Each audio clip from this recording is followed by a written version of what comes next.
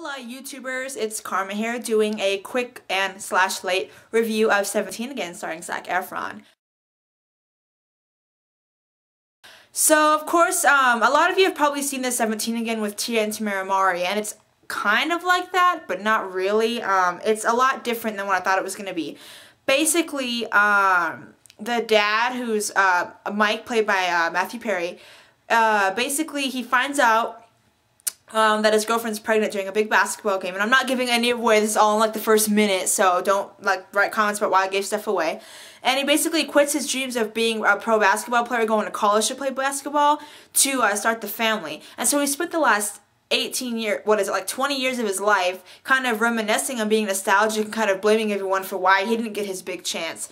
And so a janitor is his spirit guide, and basically he wakes up and he's 17 again, and Zac Efron plays the younger version of him.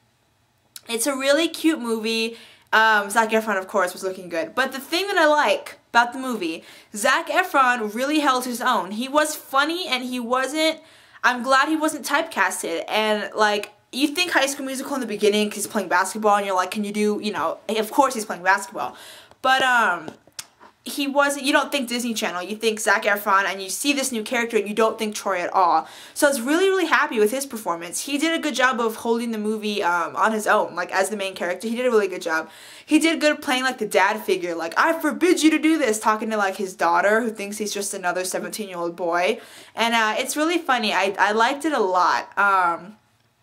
And his friend, whose name escapes me, but I'll put it in an annotation, is the ultimate man boy, and it is so funny because he has Darth Vader figurines and lightsabers and shields and Lord of the Rings staffs, walking sticks from Gandalf, and it's crazy. And his bed is made out of a Star Wars ship, and it's so funny because it's a side story, but it didn't overpower the original one. It complemented it.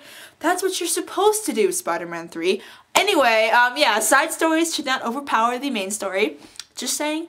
But it was really cute. I did like it, and Zac Efron, I was happy with his performance, and it was really cute, so I recommend seeing it. It's very fun. It's a little more adult, so the younger kids, or if you're taking a younger brother and sister, it's a little adult, a little more than you think. It's PG-13, but so is Harry Potter, and those that aren't that bad.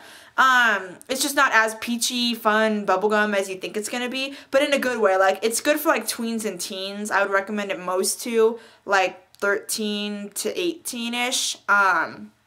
So if you're not sure about seeing it, or but if you're a Zac Efron fan, or if you're a Disney Channel fan, I mean, go see it, come on. But it's really neat. It's a unique story, and it's actually really cute because he helps his kids, and he helps himself as well, but he goes really to help his kids, and that's what makes it a little bit different than the other body swap comedy, or changing it into younger people. So I recommend it. I think I'd give it an A minus maybe. Yeah, so go see it, and that's it for this review. See you next time.